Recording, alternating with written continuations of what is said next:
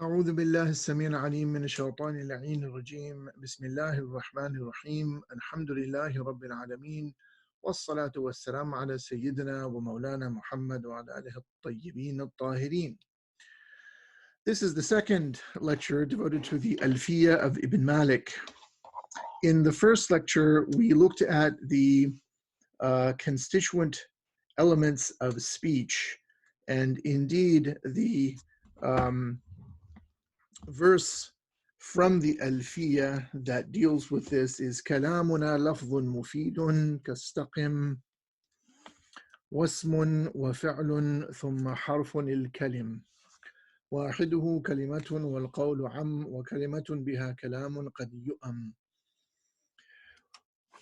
This was simply a preliminary discussion of what constitutes speech in the technical vocabulary or nomenclature of the Arab grammarians, the Arab linguists. And they discuss the word speech, kalam, and of course they have in mind speech as understood not in the everyday usage of the term, but again, as a technical term in grammar. And then they distinguish this from the word kalima and from kalim. And the minimal elements of what constitutes meaningful speech were looked at and so forth. So this was what we dealt with in the last class. I simply want to say that I simply would like to add today, before we move on to our topic for today's class, that the word kalima in Arabic, which of course in the technical nomenclature of the Arab linguists can only refer to a noun, a verb, or a particle, and sometimes it is used to refer to speech itself. But as a technical term, the word kalima really conveys what we may call the minimal distinctive unit of grammar. And in that sense, the word kalima would correspond to what is known as a morpheme in modern linguistics. In fact, that is exactly how it's defined, as the minimal distinctive unit of grammar in the Dictionary of Linguistics and Phonetics by David Crystal, published by Blackwell's, which is in Oxford. And I think the latest printing of that was in 1997. So every now and then the word kalima, however, is used in the normal usage of the Arabic language to refer to a whole sentence or a string of words or even a speech. So moving now to the next part of the poem, having introduced the parts of speech as being noun, verb, and particle, Ibn Malik now begins to discuss each of these one by one, and he begins with the discussion of the noun, and that goes on for several pages in the Sharḥ of Ibn ʿAqīl. And then we only have maybe less than a page or almost a page devoted to the noun and what are the distinguishing features of the noun, and a very, very short few lines devoted to what is a particle. So let's begin with Ibn Malik's treatment of the noun. He says here, بالجر والتنوين والندى وال ومسند للاسم تمييز حصل. He means that the noun is distinguished by the following things. The first is jar, the second is tanween, the third is nida, the fourth is the alif and lam, or the definite article, and then what he calls musnad, by which he means isnad, and okay, let's look at these terms. So jar is a grammatical case, or I suppose we would call it a declension, of the noun in which the noun ends up taking the sign of the kasra. He uses the word jar because it has to be more general than simply saying that, which is what some other grammarians might say, or have said, in fact, that the noun is indicated by the fact that it can be preceded by a preposition, or what's called harful jar.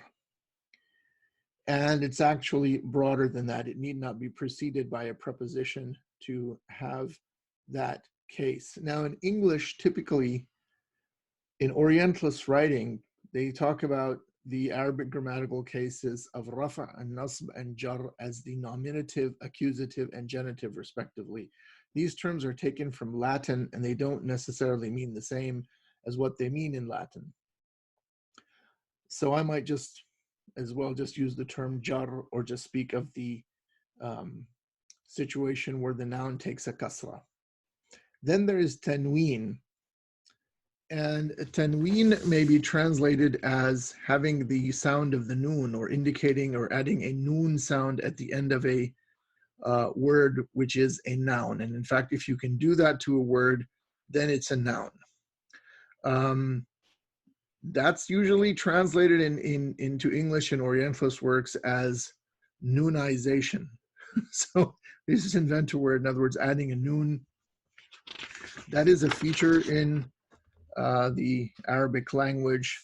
Apparently there is a similar feature in another Semitic language, namely Akkadian, but there, instead of noonization, you have memization, and they add a meme. An interesting little fact.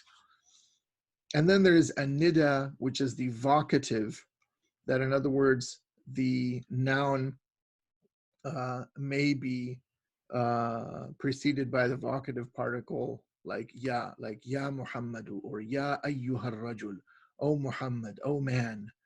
And then al, taking the alif and lam, the definite article. And then musnad, it being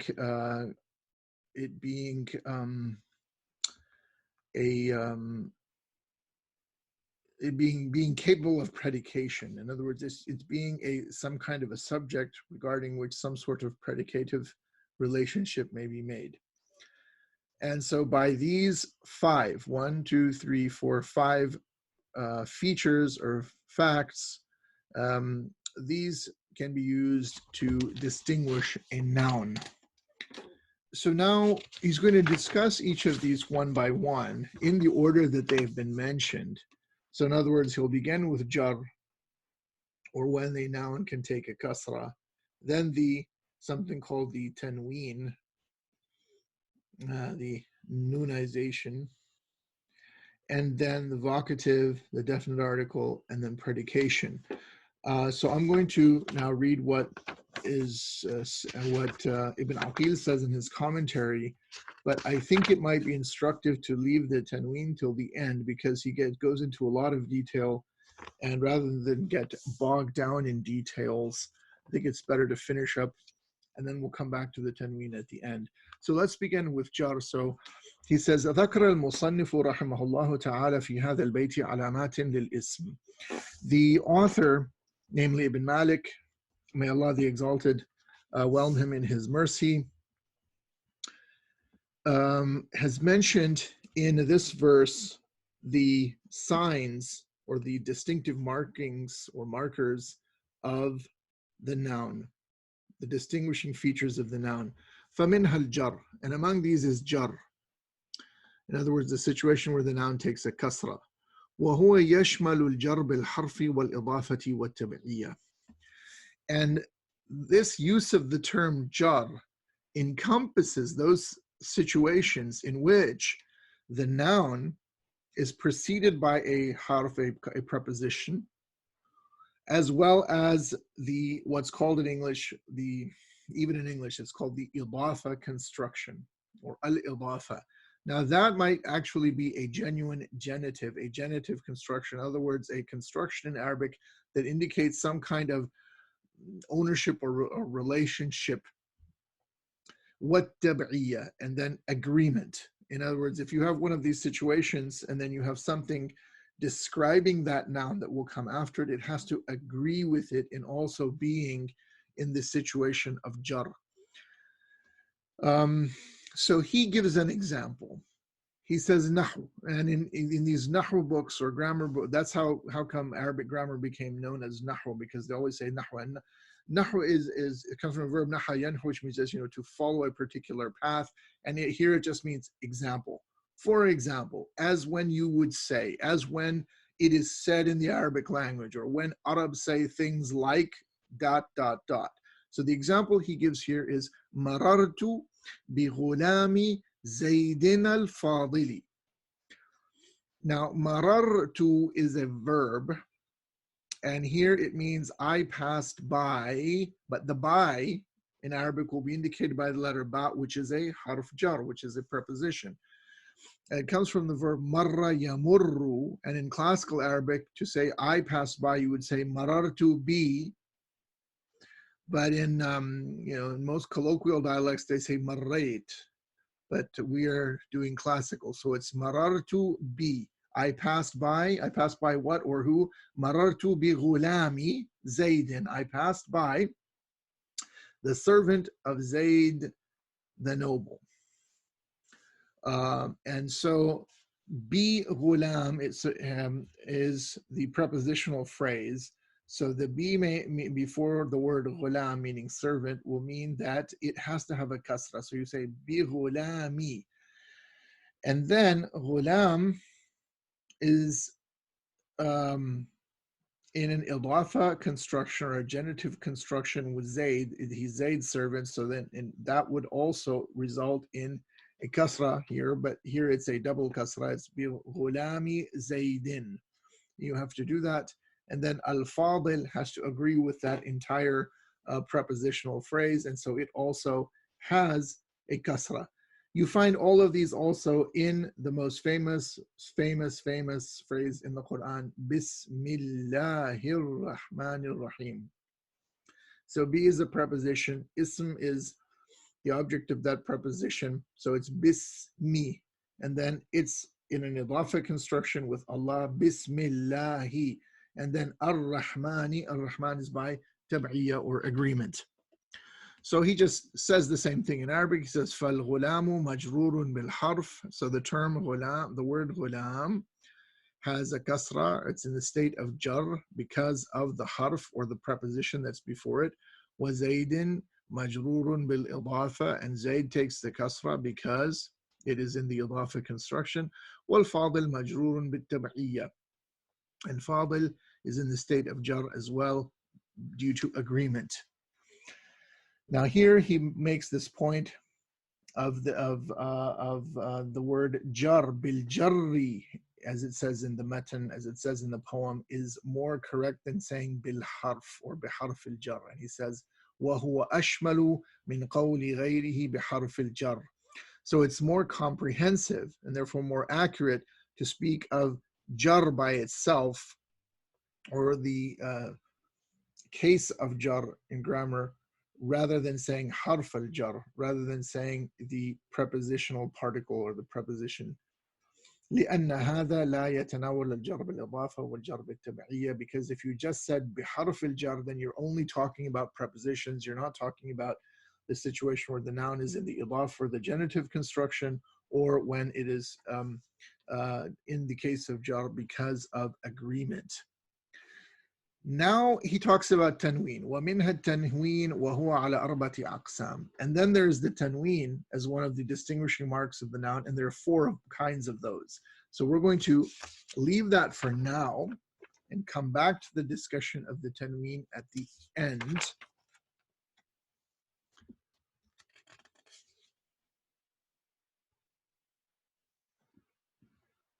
Okay. So if we skip tanween, then the next one in the list is nida, and a nida is the vocative. وَمِنْ خَوَاصِ الْإِسْمِ النِّدَاء. And among the characteristics, features displayed by the noun is nida, or the vocative. Nahu, for example, ya Zaydu. When the Arabs say, "Oh Zayd," then otherwise it would be Zaydun, by itself, but the fact that you add a ya, this vocative particle, it becomes zaydu. That proves that it's a noun. You know, this doesn't happen with other kinds of words. Then there is al, wal alifu, wal lam, nahu ar-rajul. Ar-rajul, you know, so if you have the term rajulun, a man, and you add alif and lam, it becomes the man and becomes ar-rajulu, and the tanween drops off. Wal isnadu ilayhi, and that it can be predicated, as when we say zaydun qa'imun. So zaydun by itself is the noun, qa'imun is the predicate. Grammatically, zayd would be the grammatical subject, and qa'im is the excuse me, and qa'im is the grammatical predicate. In this regard, there are some things we might also quote from Ibn Hisham. Ibn Hisham al-Ansari, in his thematic commentary on the Alfīyyah, says regarding an-nida, he says that the third, الثالثة, an-nida, is the vocative. وَلَيْسَ الْمُرَادُ بِهِ دُخُولَ حَرْفِ النِّدَاءِ. So he says it's not, when Ibn Malik speaks of the vocative, he doesn't just mean that the vocative particle ya can precede a word and that makes it a noun. So oftentimes in these Arabic texts on grammar, you find that there will be a particular formulation of a rule, and then there will be objections in the form of exceptions to the rule. So here Ibn Hisham is giving us some exceptions to the rule. So he says the vocative particle, yes, of course, it can precede something like Ya Muhammadu, Ya Ali, or Ya Ayyuhar Rajul. But it can also precede certain kinds of verbs, as in Ya Layta Qawmi. This is in fact a reference to Ya Layta Qawmi statement in the 36th surah of the Quran, Surah Yasin, ayah number 26. And then there's also ʿalā yasjudu, ʿalā yasjudu, Surah An-Naml, ayah number 25. These are the examples that Ibn Hisham gives, and in fact he's referring to something called the qira'ah, or the manner of recitation associated with the name of Al-Kisa'i. So Al-Kisa'i is a famous scholar of the recitation of the Quran, as well as being a very famous grammarian. His qira'ah, according to the gloss here by Muhammad Muhyiddin Abdul Hamid in the Awdah al-Masalik, goes back to Ibn Abbas radiyallahu anhu, and here he reads the lam ala with takhfif. But we don't need to go into all of these details of his style of recitation or the transmission which he has of the recitation of the Quran, his qira'ah. Simply what is meant here is that the vocative particle ya can precede a verb such as layta, as in ya layta qawmi, and it can precede other verbs in some cases. And for that, the proof text is here from the Quran, yasjudu, from Surah An-Naml, and then the other one was from Surah Yasin. So what does it actually mean then? What did Ibn Malik, what was Ibn Malik really trying to say? So Ibn Hisham says, yeah, not to really quibble here, but the main thing that he's really trying to get across is that if a kalima, if a morpheme, if a word is going to be a noun, then it has to be something you could call out to. Potentially can be something you can call out to, as in Ya ayyuhar rajul, right? Ya ayyuhal insan. Ya ayyuhal ladhina amanu. All right. Then, of course, the fourth one was the definite article, al. And here again, there's also an exception. He says, yeah, there's an exception, minor exception. It's when al, it's when the letters alif and lam, because of the way that Ibn Hisham has phrased it, he says wa'al. He doesn't say what ta'rif. If he had said what ta'rif, and of course then it wouldn't rhyme, the poem wouldn't work. But what he means is that a noun can be made definite. In other words, if you have a noun, it's indefinite. It can be made definite by the addition of the definite article. However, if you just say alif and lam, there are times when alif and lam don't really indicate a definite article, but indicate what's called al-ism al-mawsul. So it would be a shorter form of alladhi. So he says الرابعة غير الموصولة كالفرس والغلام فأما الموصولة فقد تدخل على المضارع. So if it's in the sense of a موصول, it can actually precede الفعل المضارع. So he gives an example: ما أنت بالحكم ترضى حكومته. Suffice it to say then that there are these small exceptions, but they do not negate the rule. Finally, there is the situation of isnad, to which Ibn Hisham refers by the word musnad. So there are situations. He gives the example of Zaydun qa'imun, but you could also say qumtu as an example, and that's something which Ibn Hisham gives as an example. Qumtu is I stood up, and the tu is the I. It's an attached personal pronoun, so it's a damir muttasil, it'd be called in Arabic, and it's a first person pronoun. It means ana. Qumtu, it means qumtu ana, I stood up. And so that kind of a noun there are cases when a noun in a certain form can attach to the end of a verb in Arabic. Or you could say something like ana mu'minun, which is the other example he gives. So these are just some minor points, which, but still I think interesting and important, that Ibn Hisham introduces. And that rounds out the discussion of 4 out of 5. So we had jar, tanween, nida, al, and musnad. 1, 2, 3, 4, 5. And now we need to discuss the tanween. Okay. So this is where things get a bit complex. In these books, again, I want to emphasize that they often look at exceptions to the rule. And we will see that in this discussion of the tanween. So Ibn Malik is simply saying that if a word can take a tanween, it's a noun, or it's one of the signs of a noun.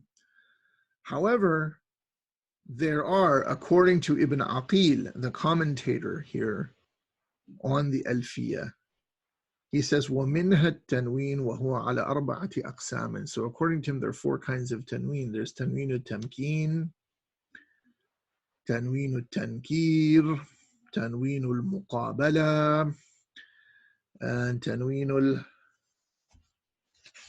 Iwad. In fact, there's more than 4, I think, here. So we have, let's take the first one. The first one is the classic case of the tanween, the Tanwino Tamkeen. They call it Tanwino Tamkeen, established or solid, because it solidly applies to the noun. وَهُوَ اللَّاحِقُ لِلْأَسْمَاءِ الْمُعْرَبَةِ كَزَيْدٍ وَرَجُلٍ. And this is the tanween which attaches itself to the end, or appears at the end of words or nouns which are declinable. Nouns which are declinable. Except for, the exception here would be إِلَّا جَمَعَ الْمُؤَنَّثِ السَّالِمِ, except for the sound feminine plural, نحو مسلمات. He gives the example of the word muslimatin, female Muslim, Muslim women or girls. Okay. وَإِلَّا نَحْوَ جَوَارٍ وغواشٍ. And there's also the case of words like jawarin and ghawashin, which are plurals. And they will be discussed later. وَيَأْتِي حُكْمُهَا وَسَيَأْتِي حُكْمُهَا, and they will be discussed, and their rule will be discussed further on. So let's leave it until he discusses it. Then he says, وَتَنْوِينُ التَّنْكِيرِ. So this is the tanween, the nunization of, I suppose, disavowal, we would say. وهو اللاحق للأسماء المبنية فرقا بين معرفتها ونكرتها. So this is a tanween which is introduced at the end of nouns which are not fully declinable, which are not declinable, to distinguish between the definite and the indefinite. So we may say the tanween of indefinitization rather than disavowal.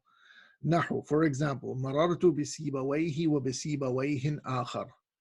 So he gives the example of the name of the most famous grammarian in the history of Arabic, probably, and that is Sibawayhi, who was Iranian, and he has a foreign name used in Arabic, and it always has the kasra, Sibawayhi.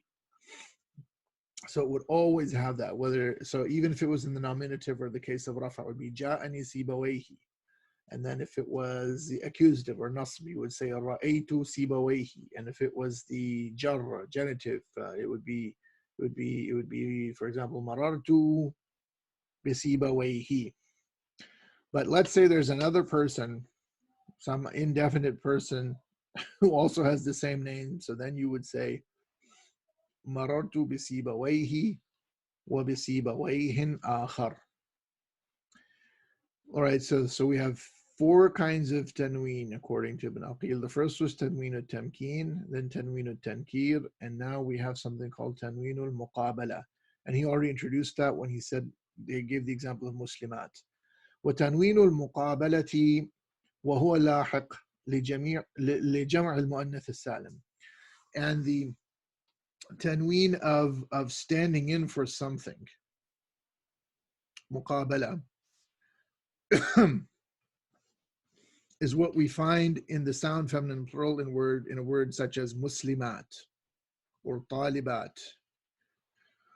or any kind of feminine any kind of noun, feminine noun which can be put into the form of the feminine sound feminine plural. فَإِنَّهُ فِي مُقَابَلَةِ النُّونِ. Why? Because it stands in. That tanween is standing in, they say, so to speak, for the noon which you would have in muslimun, right? So you have the word muslimun, plural of male Muslim, and muslimat, plural of female Muslim, and it doesn't have a noon, so it's this tanween is symbolically standing in, so to speak, for the noon. Now we come to tanweenul iwad. This should be the fourth one. And in fact, it is, but you will see that a fifth and a sixth are in fact added later, or perhaps they're seen as somehow coming under this, he says four, so maybe he considers this to come under there, but they're clearly different. In my view, they're clearly different from this tanween al-iwad. I will tell you my opinion at the end of this discussion. So he says the tanween of substitution, وَهُوَ عَلَى ثَلَاثَةِ أَقْسَامٍ. Right, so you've got three kinds of the tanween of substitution. عِوَضٌ عَنْ جُمْلَةٍ. So you have a tanween that stands in for a jumla, a whole jumla sentence, a whole phrase. وَهُوَ الَّذِي يَلْحَقُ إِذْ. And that is the tanween that is added to إِذْ, as in إِذٍ. عِوَضًا عَنْ جُمْلَةٍ تَكُونُ بَعْدَهَا. عِوَضًا عَنْ جُمْلَةٍ تَكُونُ بَعْدَهَا. As a substitution for the sentence which comes before it. Which comes after it. كَقَوْلِهِ تَعَالَى وَأَنْتُمْ حِينَئِذٍ تَنْظُرُونَ. This is from Surah Al-Waqi'ah. وَأَنْتُمْ حِينَئِذٍ تَنْظُرُونَ. And this is referring to when the person dies. أي حين إذ بلغت الروح الحلقوم. So let's see, Surah Al-Waqi'ah 84. وَأَنْتُمْ حِينَئِذٍ تَنْظُرُونَ. And you know, and you at that point will be waiting for death, and you are basically at that moment, you know, even looking on, you are helplessly looking on, you are waiting.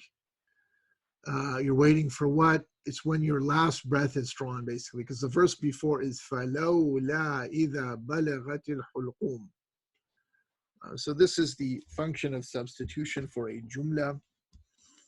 The example, yes, was Surah Al-Waqi'ah.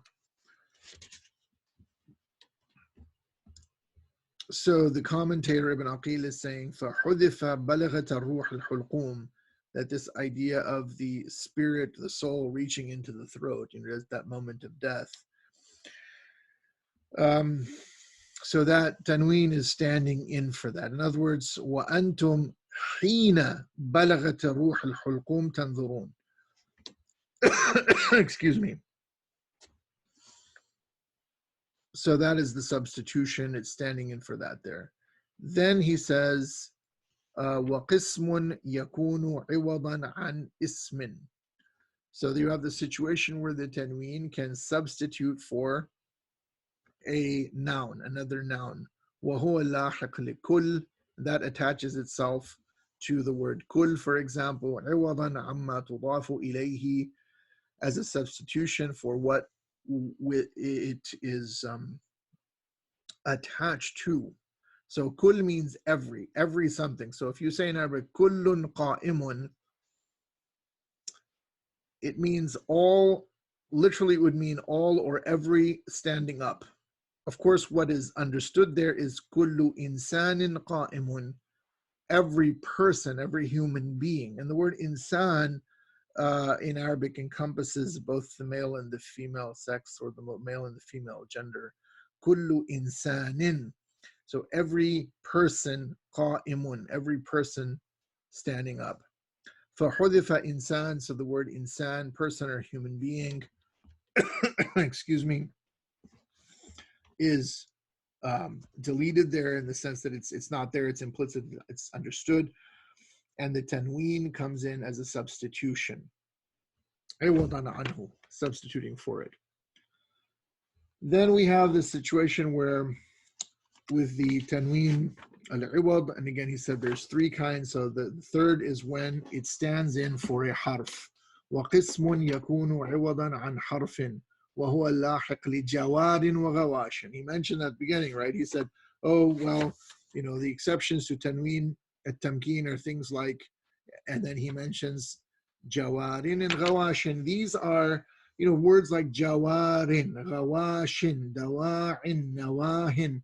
These are forms of the plural.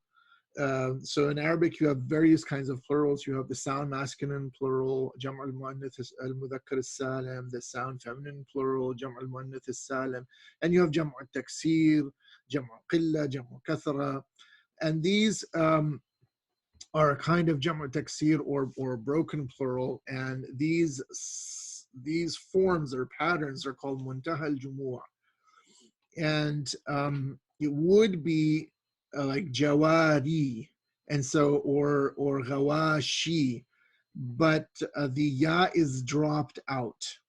The ya is not supposed to be there according to the rules of sarf, and you know why? Well, this is just the way the Arabs spoke, and the tanween stands in for that letter ya. So he says, وَقِسْمٌ يَكُونُ عِوَضًا عَنْ حَرْفٍ, and the type of tanween which stands or substitutes for a letter, and that's in the examples jawarin and gawashin and the like. And of course, these muntaha al-jumu' broken plurals are also not fully declinable. And so it'll be jawarin and ghawashin, both in the case of rafa as well as jar, both in the nominative as well as in the genitive but not the accusative. Okay, for hudifat al-ya, okay, so the ya was deleted and the tanween comes in and stands in its place. Okay, so that's three, but now he comes up with some other forms of the tanween. So there's no way that this really can be included. This is just a fifth form, which he's adding maybe as an afterthought, but not really saying so. Or maybe he's just leaving it to you, for you to figure out, because so far we're pretty okay. But this kind of tanween and the next one, which he introduces, are really problematic. So he says there's something called Tanwino Tarannum, and then he says there's something called Tanween al-Ghali, which was a kind of tanween which was accepted by some grammarians. So let's look at these, and then that will probably conclude today's class. وتنوين الترنم وهو الذي يلحق القوافي المطلقة بحرف علة كقوله. Okay. So he's saying that there's another kind of tanween, and that could be called the tanween of tarannum, the tanween of musicality. And really, this is more of a poetic license than it is a tanween. And he says that this is the tanween, this tanween of musicality. You find it in poetry, and it shows up at the ends of words that become part of the rhyme. The rhyme. I don't want to say rhyme letter, because you have, anyway, part of the rhyme in so-called generalized rhyme, or al-qawafi al-mutlaqa. Qafiyah is the term for rhyme in Arabic poetry, and Arabic poetry has both rhyme and meter. There's 16 meters of Arabic poetry. We're not going to go through them or list them.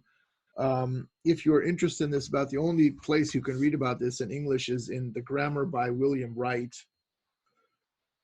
which was really actually written in German by Ḥāʾirī, but Wright put it into English or adapted it, and that's one of the most widely known works of reference in Arabic grammar in the English language. It's in 2 volumes, so if you refer to volume 2, pages 350 to 390, there's a huge section on what in English is called Arabic prosody. Prosody is this whole study of poetic meters, and in Arabic that's called ilmul arud.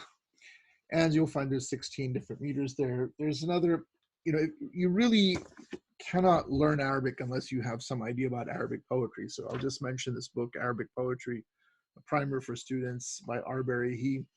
It's a dual language edition. So you have the Arabic on one side, his English translation on another, and he has a very useful introduction to Arabic poetry. I mean, you really can't master the Arabic language without studying some Arabic poetry. You can't really get away with it.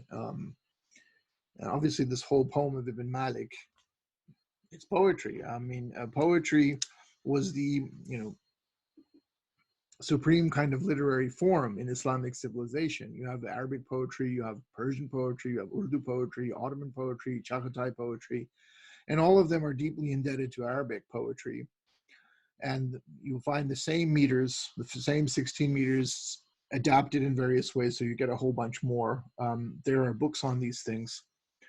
But let's focus on this. So what he's referring to is a certain kind of qafiyah or rhyme called al-qafiyah al-mutlaqa. Al-qafiyah al-mutlaqa is when the rhyme contains as the last letter an alif, a waw, or a ya, or what are called huruf al-illa. So the poem here, the line of poetry here is ዐqīl اللَّوْمَ عَاذِلًا وَالْعِتَابًا وَقُولِي إِنْ أَصَبْتُ. You could read it as أصبتي. I'm going to go with أصبت. لَقَدْ أَصَابًا. So the poet here is, according to the glosses by Muhammad Muhyiddin Abdul Hamid, Jarir ibn Atiyat ibn al-Khatafi, I think Khatafi. He's an important poet, and here he is addressing his beloved, whose name is Adilatu. And he's saying, lessen your reproach, aqil al-lawma, and then it's Adila, it means Ya Adila. Now here it's not Adilatu. The ta marbuta has been dropped off because this is known as tarkhim. It's a form of endearment where, like, if a feminine name has for example, Adilatu or Fatimatu, it becomes Adilu or Fatimu. And here it has to be Adila because of where it is in the grammatical construction, and then it says وَالْعِتَابًا. So lessen your reproach, O Adil or Adila, and your itab, I guess your punishment, your rebuke. But say, وَقُولِي إِنْ أَصَبْتُ لَقَدْ أَصَابًا. But say rather, when I'm in the right or when I've done something right, say, he has done right. So if you read the whole explanation of Muhammad Muhyiddin Abdul Hamid, typically what they do is they'll go through a full parsing, a full grammatical analysis of every word. And sometimes they'll try and explain to you the meaning as well. So typically there will be a section called I'rab, where they look at the whole grammatical analysis. Then there might be a section in the footnote called Al-Ma'na, the meaning. And then it always has to end with what's called ash-shahidu fihi. What is this being cited for as a proof text? Where is the shahid, or where is the evidence in this proof text? So here it's in these two words, wal-itaban, at the end of the first half of the verse, and asaban at the end of the second half of the verse. So if you had this in a normal Arabic sentence, well, if you had it without that noon sound at the end, it would be aqil al-lawma adila wal-itaba, but he wants to put the an there, wal-itaban. Now itab is a noun, okay, but it's got an alif and a lam, al-itab, but then he wants to add a tanween.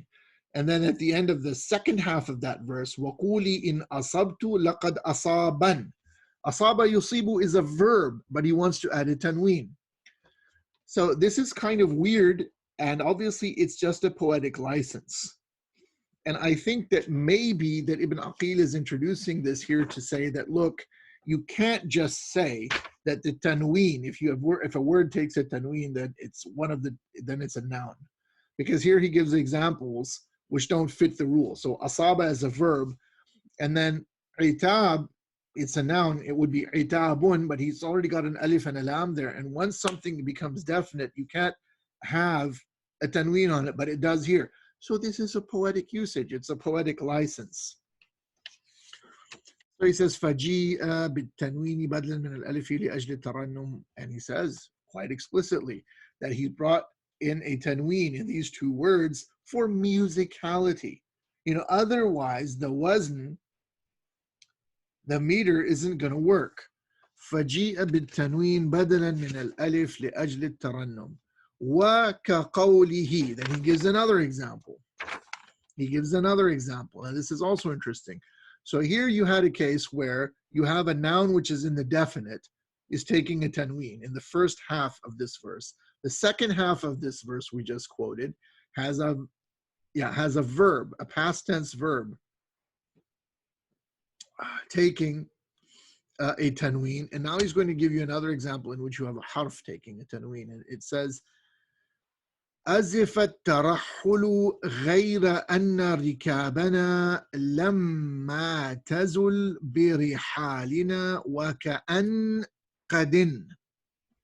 It's kind of hard to pronounce as well. So this poem, or this line of poetry, It's by a very, very famous poet from pre-Islamic times known as An-Nābighatu Dhubiyani. Ahad Fuhul Shu'ara al-Jahiliyyah, one of the real greats from the pre-Islamic period. And he's considered the third poet in rank min al-tabaqat al-ula, from among the greats. So what's being said here? Azifat tarahhulu ghayra anna rikabana. So azifa is there. There is one other version where instead of azifa, another word is used. It doesn't really matter, but I wanted to. It's here in the footnote somewhere.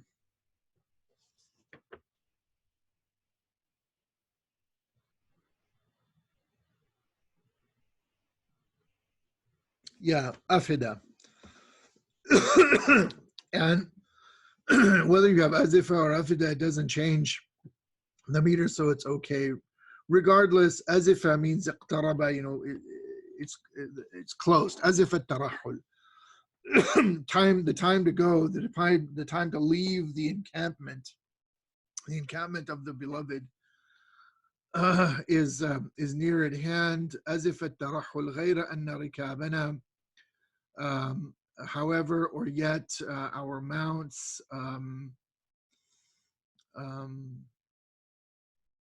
while they're still where they are, while they remain where we alighted, it is as though they have already departed. So I suppose we could render it more idiomatically by saying the time to depart has drawn near, yet whilst our mounts remain where we alighted, it is as though they have already departed.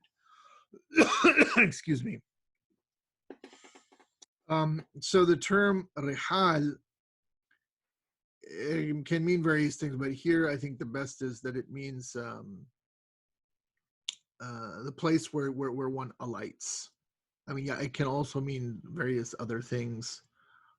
Later, it can mean even one's dwelling. It's also the plural of rahal, the saddle that you put on a camel, etc., etc. There's in fact supposed to be a hadith, if you look in Leiden, in which the Prophet ﷺ is supposed to have said, إِذَا ابْتَلَّتَ النِّعَالِ فَصَلُّوا فِي الرِّحَالِ. That if basically means if it's raining. So if your footwear, your slippers, your shoes, whatever, ni'al, become moistened by rain. In other words, if it's raining outside, then pray at home. Then you don't have to pray in the masjid. Anyway, be that as it may, I'm not saying that this is a correct hadith or anything. It's just what you find in some of the lexicographical works. I mentioned Lane's lexicon. So the point here, the shahid, is in his saying qadin.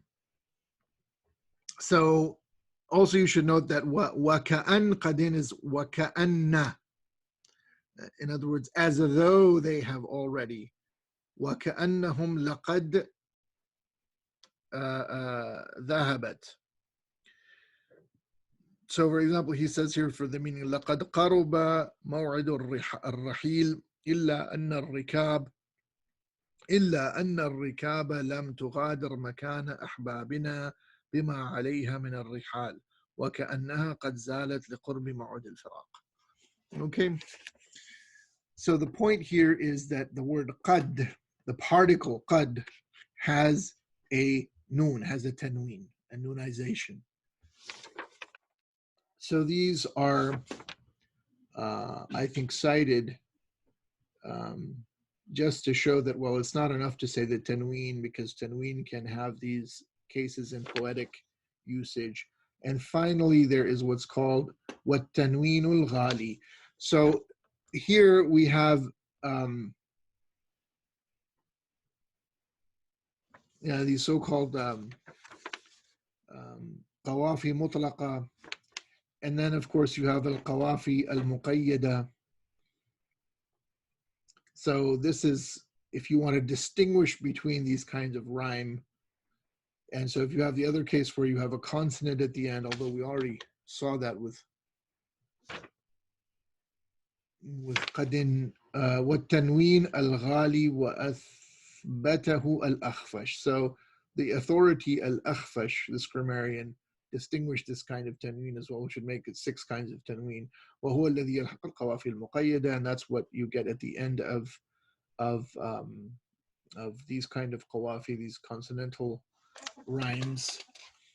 And he gives a half verse. He gives the example كقوله وقاتم الأعماق خاوي مخترقا, almost impossible to pronounce. وقاتم الأعماق خاوي المخترقا.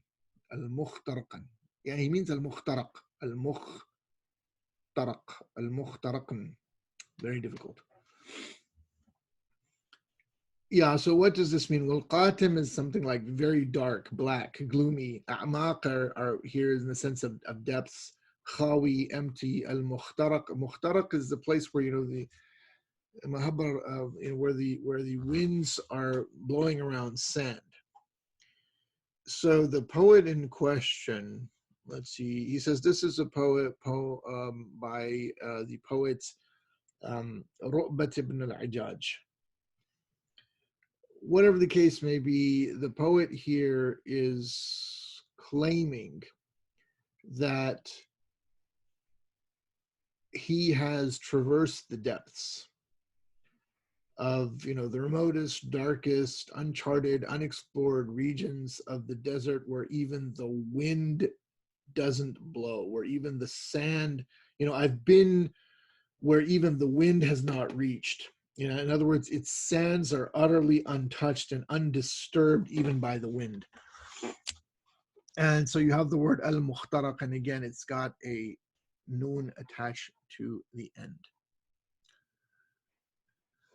So Ibn Aqīl says, وَظَاهِرُ كَلَامِ الْمُصَنِّفِ أَنَّ التَّنْوِينَ كُلَّهُ مِنْ خَوَاصِ الْإِسْمِ.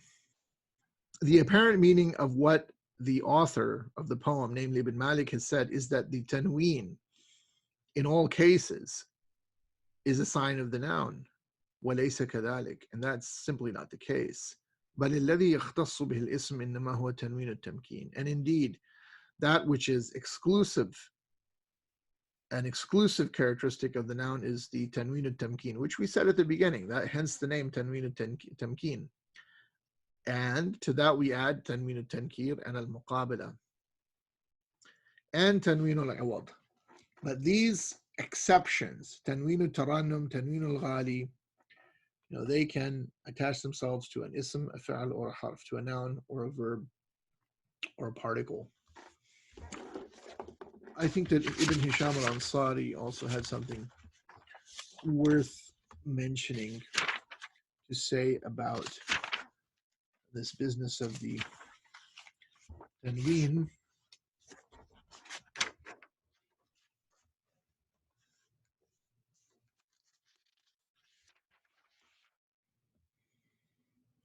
He says, وَالْحَقُّ أَنَّهُمَا نُونَانِ زِيدَتَا فِي الْوَقْفِ. He's referring to the tanween al-tarannum, the example of the tanween al-tarannum in the line of poetry which you read, أَقِلِّ اللَّوْمَ عَادِلًا وَالْعِتَابًا وَقُولِ إِنْ أَصَبْتُ لَقَدْ أَصَابًا. He's saying, وَالْحَقُّ أَنَّهُمَا نُونَانِ. And the truth is that these are two noons, زِيدَتَا فِي الْوَقْفِ, that have been added to stop. كما زيدت نون ضيفن is another example. في الوصل والوقف وليس من أنواع التنوين في شيء. The fact is, he says, that these two are really not to be considered, or really should not be considered to be forms of the tanween, because obviously, as I said, you've got a tanween attached to the word al-itab, al-itaban, and it has an alif and lam, and the word asaban with a verb, and this just doesn't make any sense. So they really shouldn't even be considered to be forms of the tanween. They're mere poetic licenses, or if we consider them to be forms of the tanween, as Ibn Aqīl seems to be saying here, that we really can't say that the tanween all by itself is exclusively a sign of the noun. In conclusion, then, Ibn Aqīl says, فَمَعْنَى الْبَيْتِ حصل للاسم تمييز عن الفعل والحرف بالجر والتنوين والندى والألف واللام والإسناد إليه أي الإخبار عنه. So, in short, the meaning of the verse simply is that the distinguishing characteristics of a noun, which distinguish it and make it different from the verb or the particle, are the case of jar and tanween, subject to the clarifications which we've already gone through at length, the vocative, that it can be made definite, and predication. And then he simply says, by way of clarification, وَاسْتَعْمَلَ الْمُصَنِّفْ الْمَكَانَ الْأَلِفْ وَاللَّامِ. He just used al to stand in for alif and lam, spelled out as words. وَقَدْ وَقَعَ ذَلِكَ فِي عِبَارَةِ بَعْضِ الْمُتَقَدِّمِينَ. And there were people who did this instead of being more precise, such as Al-Khalil, a very early grammarian who died in the year 170 of the Hijra. He was the teacher of Sibawayh. And then he says, وَاسْتَعْمَلَ الْمُصَنِّفْ مُسْنَدْ مَكَانَ الْإِسْنَادِ لَهُ or الْإِسْنَادِ إِلَيْهِ. That Ibn Malik in the poem uses the word musnad instead of saying al-isnad ilayhi or al-isnad lahu.